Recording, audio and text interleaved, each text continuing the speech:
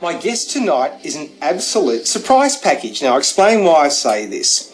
When you think of monarchy, what do you normally think of? What goes through your head? Okay. I met Jai, who's my guest tonight, before the show. We had coffee together. And I thought he's the Executive Director of Australians for Constitutional Monarchy, so what should I expect? And I honestly thought I would cop a man in his 60s or 70s with a very Anglo-sounding surname. But what I got was this gentleman beside me, a dynamic young Conservative person. Jai, welcome to the show.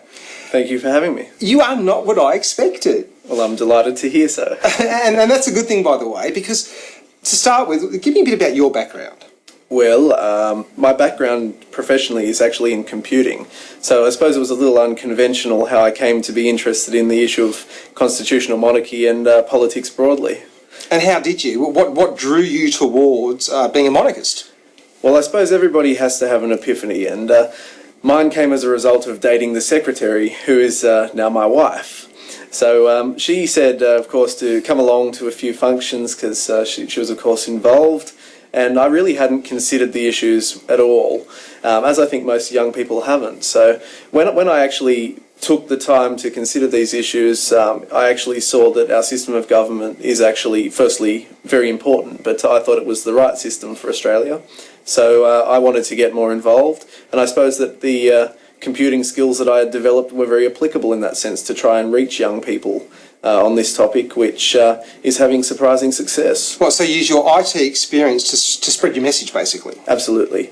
And, I mean, we're having phenomenal success. Our main website, which is norepublic.com.au, it's receiving over 3.5 million page views per year and 12 million hits. And the surprising thing is that 50% of the people who are coming to our social media pages, for example, are under the age of 35. Now that's what I would not have expected. And further to that, 25% of them are under the age of 17.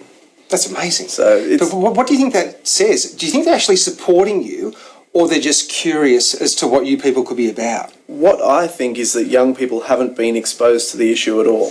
So where you see, for example, in the polls that the monarchy is certainly safe, and we see that it's particularly safe amongst the elderly and also young people almost equally, I think that there's two very different reasons.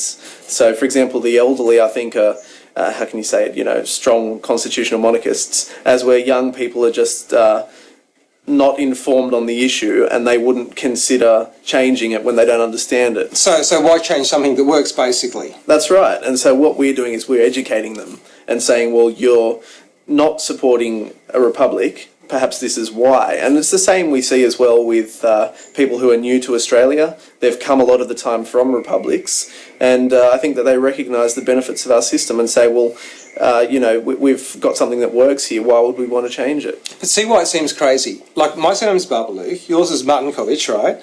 So we are not what most people would expect a monarchist to be when you think about it. We're first-generation Australians to start with. Well, that's right, and I suppose that it's two things. It's the stability of countries like Australia and other constitutional monarchies compared to republics, and we see that there are many examples of constitutional monarchies that have become republics, and you see the problems that that's caused. So give me a sales pitch. Let's say, for argument's sake, I'm a Republican. I can't see the sense of us having this woman over in England having a say in our affairs, considering England basically has little to do with Australia, even in terms of trade. So what is the connection? The most important thing, I think, to that question, because there's so many reasons that you could give as to why it's better to remain as a constitutional monarchy, but I'd flip that and I'd actually say, well, you tell me what you want in its place. Now, in 1999, of course, you could tell me. I will. I'll say we want to elect a president. Right. One of our own. And then I would say to you, well, how are you going to elect a president? And the thing is that the Republicans who are advocating this change, they can't actually tell us or agree. I mean, there's certainly different proposals, but collectively, they can't agree on a model that they want to change to. And that's the difference between now and 1999. So until they can actually get together as a cohesive group and put together a proposal that actually has merit, I mean, the change has to be, I think it's the founders of our Constitution who wrote this, the change has to be desirable, irresistible, and inevitable. Now, until you achieve those three things, the Australian people aren't interested in a change. Yes, but if the Republicans actually agreed on a model, would you then be prepared to perhaps accept it? I would consider it on its merit. And that's a maybe. I think our system is very good. I'm not saying that it's never going to be a system that's better. I think that would just be silly to suggest that you could never consider any change. And there is provision within our existing constitution for change. And there's been several occasions where the Constitution has been amended. Those mechanisms are there.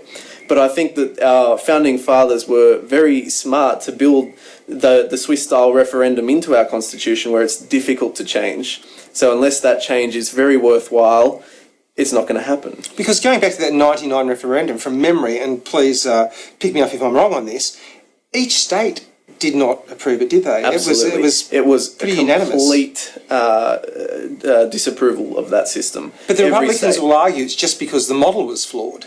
Because didn't they want the Parliament to basically decide who was president? They complain about several things. One aspect is that. The other things that they complain about, of course, is that John Howard had rigged the referendum. The question. Now, that is completely untrue. Yeah, the question that was put forward. Completely untrue. It was something that came as a result of the 1998 Constitutional Convention and what flowed from that. It was the Republicans' preferred model. And he put that to the people as he said that he would in a referendum. I don't think that he had any way rigged that question at all. But in terms of, you mentioned John Howard, and that's interesting. Malcolm Turnbull's a Republican. That's right. So can you foresee a time, let's say for argument's sake, that Tony Abbott disintegrates during 2012 and Malcolm Turnbull takes over? Could you see that being a dangerous situation for your organisation or for the country? Two things would have to happen. I think you'd need to have it supported by both sides of politics. And we saw in 1999, of course, that one side didn't support it, and it was a dismal failure. If you had both sides supporting it, particularly if a government needed a distraction. So say, for example, you had Malcolm Turnbull as the leader and then you had Julia Gillard needing some sort of distraction. There's a couple of issues that she might bring up, and of course the Republic would be one. Sure, we're talking about the queen of distractions, Julia Gillard.